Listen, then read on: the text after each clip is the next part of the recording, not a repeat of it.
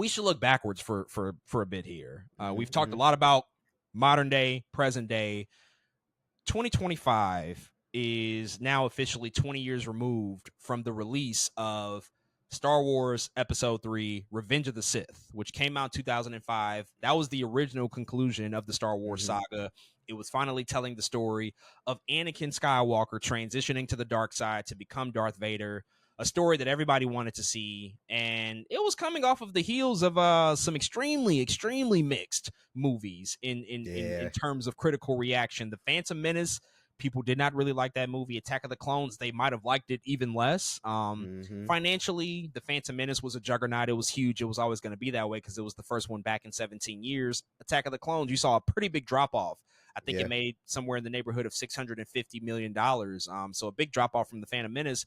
But the final entry, Revenge of the Sith, had gotten people back. People wanted to see Vader. They wanted to see what that was going to look like.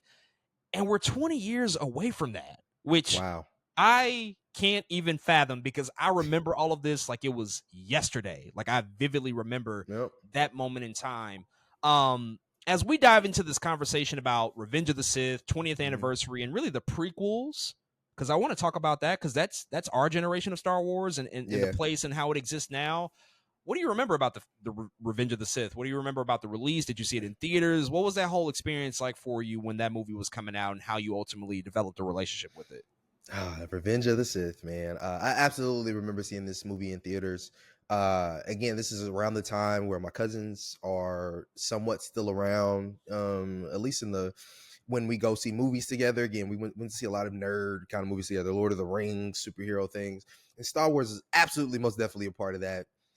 So I definitely remember Revenge of the Sith came out. And it's so interesting because I remember no matter how we felt about, I think, episode 1 and 2 about Phantom Menace and Attack of the Clones, the excitement around Revenge of the Sith was still pretty decent. You know, everyone was pretty still like, man, I'm here to see some Star Wars. What's about to go down?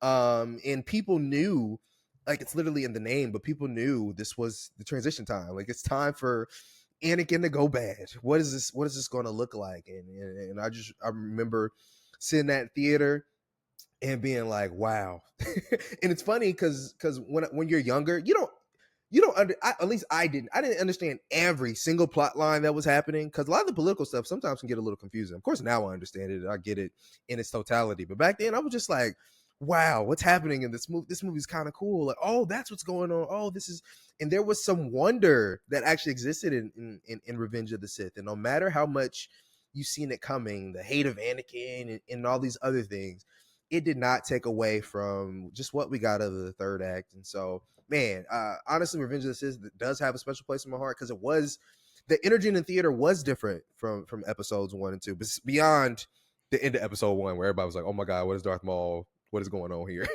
But Revenge of the Sith had a couple of those moments. I was like, oh, this is what Star Wars could be, because the hand-to-hand combat it's probably still my favorite hand-to-hand combat Star Wars that I've ever seen. It's like, that's the choreography I look for. Like, when I'm talking, if I ever talk shit on the sequel trilogy and how they fight, this is the movie. That's the reason, because of that. Like, they're going crazy in this thing. And so, yeah, man, it has a special place in my heart. I was really excited to watch it. And I definitely remember being in that theater when it came out. It was a different time. It really was. Revenge of the Sith, this was a moment for me. I was so excited for this film.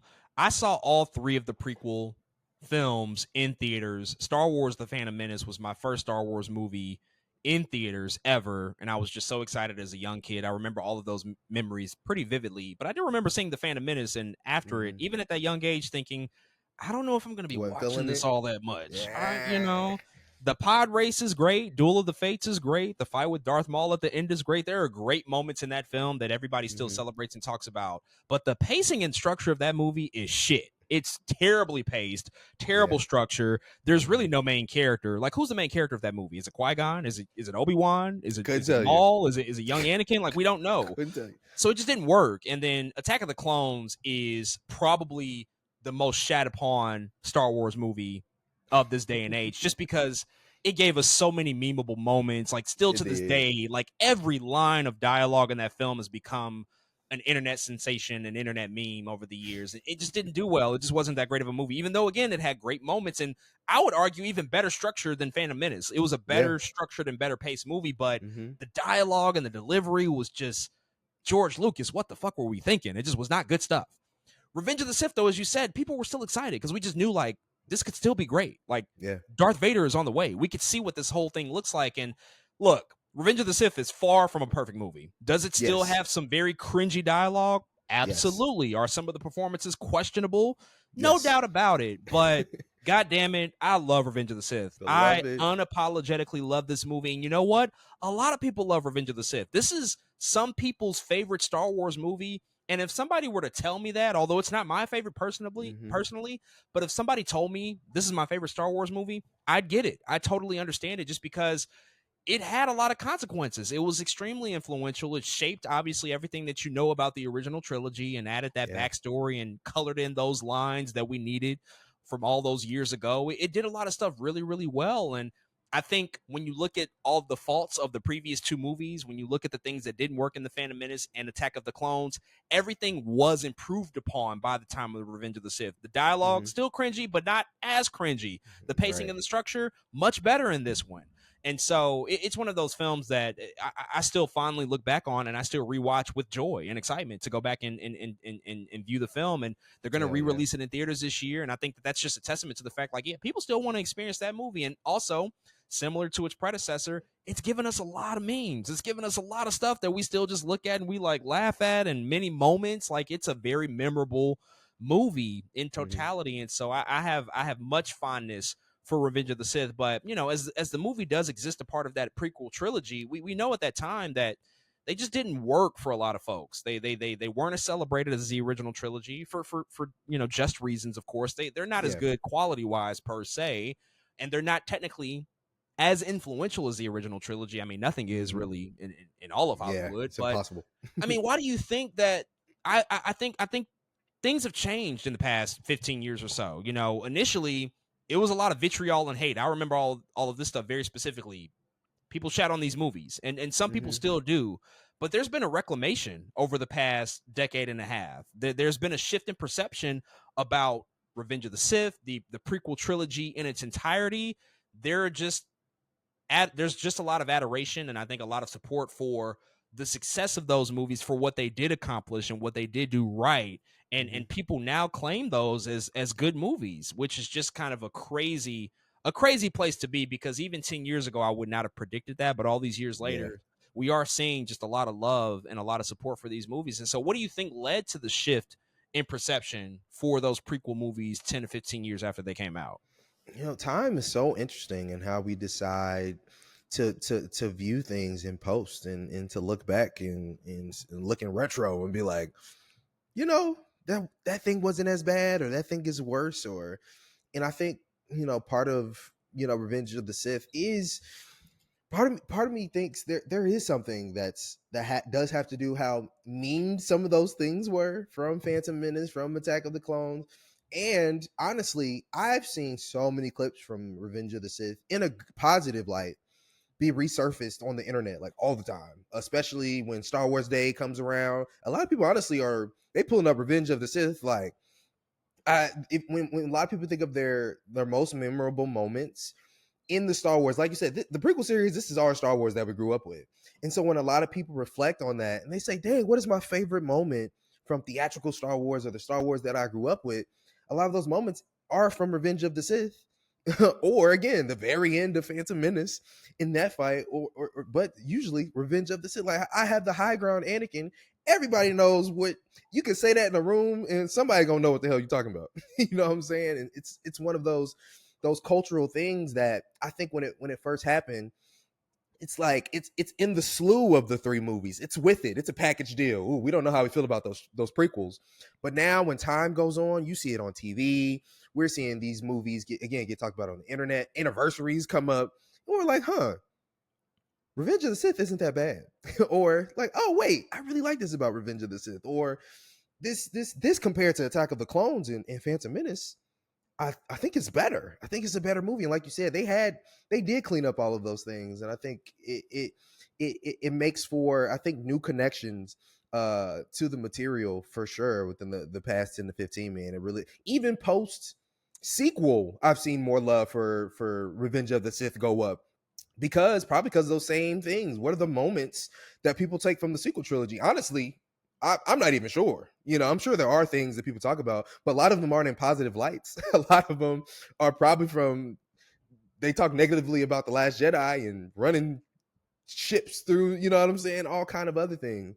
But when we think about some of those good moments, Revenge of the Sith just had moments that were memorable that people could talk about. And I think that's one of the things. It's like being able to retro and be like, you know what, that thing wasn't as bad. Not only was it as bad, but now I think I like it. And it gets, you start watching it over and over, and it's like, wow, this is very quotable as well. It's just small things like that I think add up to make it as loved as it is now, I think. And I do think Revenge of the Sith is clearly the high watermark. But again, even beyond that, like all three prequel movies have things to celebrate, I think, that are very Mm-hmm. much worth people's time. And a lot of people have already been very cognizant of this, but even Attack of the Clones, like that whole Coliseum fight, seeing a bunch of Yeah. Jedi fight the droids, like that Yep. shit is awesome. Like we don't Mm-hmm. ever see that many Jedi on screen and anything else. That's like a very, very big moment, a pivotal moment, and it set the path for the Clone Wars to even be a Yeah. thing for that animated series, or even, Mm-hmm. as I noted earlier, Duel of the Fates and Phantom Menace and the song and the in fight sequence, like the whole idea that the hand-to-hand combat in Star Wars can be cool. They were taking a lot of Mm-hmm. cues from kung fu movies and wuxia movies and doing things Mm-hmm. differently that hadn't been done at that point before. In totality, all of the prequels have just taken on a new life in this new day and age, and I do think that the presence and the existence of social media has helped to rehabilitate those movies in a way that might not have been possible without social media, just because Mm-hmm. you now can be a part of like-minded people and see like, oh yeah, we laughed at that thing, that was funny, we recognize it's like not that good, but we have a certain affection for it. Everybody has quote unquote guilty pleasures. Everybody has movies that aren't considered traditionally good that you just like. They can be comfort watches. They can be things that lean into nostalgia because you grew up with them. There's a number of reasons to like something, and I Mm-hmm. think that people have developed just all sorts of different reasons in the right ways as to why the prequels have made their own sort of niche place in the existence of Star Wars stories. And Yeah. in fact, my whole idea and my take, and it's not a unique and original take. I think other people might feel this way and say this, but the prequel era, the whole prequel era, I think, I'm not going to say it's the most influential. That's not possible or the case.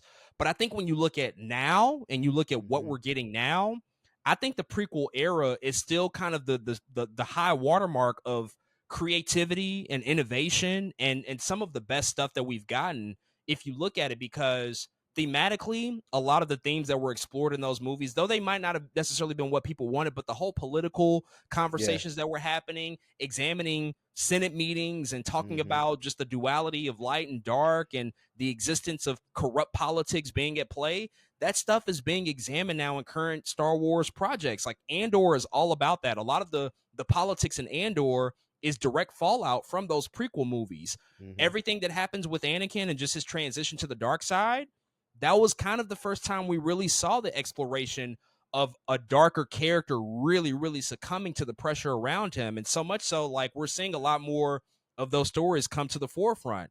Again, the existence of the Clone Wars television show does Mm-hmm. not happen without the movie. And that Yeah. show goes as deep as you can go into any Star Wars lore. And Mm-hmm. they were able to add a lot of context and depth to this world and to this universe that you couldn't do in a 2-hour movie. But when you have multiple seasons of a show and you can retroactively make some of these things that didn't work in the movies better, Yeah. that's what you're using your power for. And I think that that's like a big lesson of all of this, is that George Lucas at that time, though people scolded him for what he was doing and they talked shit about his writing and the way that he examined this stuff, and the fact that he was leaning into Shakespearean ideas with the whole fall of Mm-hmm. Anakin, like, he created a canvas that was all new, all Mm-hmm. different stuff, all original ideas. He wasn't doing the same thing over and over that he did with the original trilogy. Just look at all the stuff that we got even with the Clone Wars. Characters like Asajj Ventress, characters like Mm-hmm. Savage Opress, like all of this Mm-hmm. stuff, they actually gave the clones humanity and Yep. identities. He Mm-hmm. was doing new stuff all the time instead of leaning on nostalgia. and I think it was tough for people to contend with at the time. But retroactively, we're looking back at it, and it's like, wow, the prequel era gave us a whole lot of shit, stuff that we're still It feeling did. to this day. So, Hmm. what do you want to say just about its influence? It's kind of its hold that it has, I think, on modern storytelling. We see it all the time now. Obi-Wan Kenobi is a direct Hmm. sequel to Revenge of the Sith. I talked about Andor. Rebels Yep. follows up Clone Wars. Like, all of these things are direct tie-ins to what was birthed in that specific time between 1999 and about 2006, 2007. Yeah, it's just that's the, like you said, he created such a canvas that now we come to a place where it's like, okay, we can do some things with this. We now have this entire, it's so cool what actually George Lucas was doing, because it's almost like the more story he made, the more he left out for not interpretation, but for people to come in and make their own, if that makes sense. For people to come in and say, oh, we can tie up these loose ends. Oh, we can do this thing over here. We can do this thing over here. And even a little bit out of Revenge of the Sith, thinking about how we people still trying to do things from Phantom Menace. Why we getting stuff from Phantom Menace tying into Solo. We getting, you know what I'm saying? Oh We yeah, getting they brought Darth Maul back like 3 times ever since three that movie. times. They will not stop bringing back Darth Maul back, and it's just like, yeah, that sometimes things are just ahead of its time. And even you talking about the political fallout of Revenge of the Sith, and how we're talking about that in Andor and all these other projects. Shoot, it's looking like a take on America now. You know what I'm saying? Like, it's just Very all of much this, so. Yes. very much so. It's just crazy how sometimes, yeah, art life imitates art, but art imitates life right back sometimes. And so it's just like this push and pull thing. And sometimes in the moment when you're looking at it in front of you, you don't understand it, you're mad at it, or you don't like it. But then as time goes by, you're like, wait, that does feel relevant now. That does make sense now. And so it has been really cool, I think, to see Revenge of the Sith again take a shape where it's like, oh, you're watching. Oh, like if I'm telling somebody to watch Star Wars for the first time, a lot of times people know Machete Order. You don't even watch Phantom Menace, but I don't believe almost in what that. I do, but I get it I though. do I watch get it. Phantom Menace. I do watch Phantom Menace. I just know it's not part of Machete Order. But what's really important is the fact that Revenge of the Sith is really like one of the reasons people want you to, like, you gotta watch Revenge of the Sith. You gotta watch Revenge of the Sith. And I get why. There's so much happening in it, so much fallout from it, so much that leads into other projects and other things now. That's like, oh, it's must see. You have to watch Revenge of the Sith to kind of understand some other things now. But yeah, man, it's so interesting to see how that happens in retro versus when a thing like that first comes out. Yeah, I mean, it's almost funny to, I think, re-examine this because people really criticized Lucas for wanting to tell more nuanced stories in Mm-hmm. this fantastical universe. It's almost like we looked at him crazy. Like, nobody wants to hear about Senate meetings and blockades and trade routes and all of this stuff. And it's like, okay, the delivery might not have been as good as it could have been, Mm-hmm. but Mm-hmm. these ideas and these themes resonate, and they can go really deep, and they can be expanded upon in very, very meaningful ways. The existence of the acolyte is all about how fallible the Jedi are. That Mm-hmm. concept in and of itself was birthed by Lucas in the prequel Yep. trilogy. He Yep. started to explore that idea in the Phantom Menace, in the Clone Wars TV show. Like, I mean, Mace Windu and the whole contextualization of that character in the Clone Wars is like, damn, Mace is like an arrogant asshole. This Yep. is this is a guy who is going to meet his doom. And so by the time you do watch the Clone Wars and you see what happens to him in Revenge of the Sith, it's like, yeah, that tracks. It makes sense. But Mm-hmm. this whole idea that the Jedi are fallible and that they make mistakes and that they're susceptible to be influenced by darker forces, that all starts in the prequel trilogy. And the Mm-hmm. Acolyte tries to explore that much less successfully, but that's another theme and a carryover. And just all of the stuff, the fall of democracy, and just Mm-hmm. these really nuanced ideas that reflect our own societies. They reflect our own current political landscapes.